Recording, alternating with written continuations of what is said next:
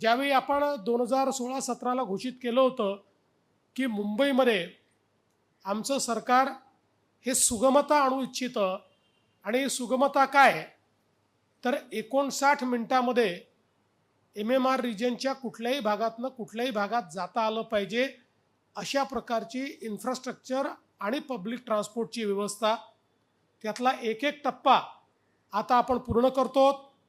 आपण जर बघितलं तर एकूण 337 किलोमीटरची मेट्रो याचं काम पूर्ण झाल्यानंतर जवळपास पूर्ण MMR रिजन आपण कनेक्ट करू, त्यामुळे अतिशय गतिशीलतेनं लोकांना जाता येईल।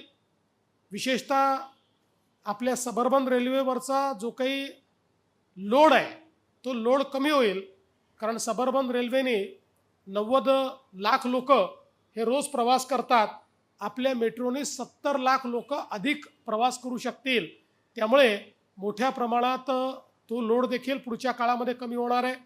याच्यासोबत ज्या काही कनेक्टिव्हिटी रोडच्या आपण केलेल्या आहेत, मग त्या ठिकाणी जो आपला नॉर्थ कोस्टल रोड आहे वर्सोव्यापासनं दहिसरपासनं भाईंदर, त्यामुळे वेस्टर्न एक्सप्रेसवेला एक पूर्ण 100% पॅरलल रोड आपण तयार करतो।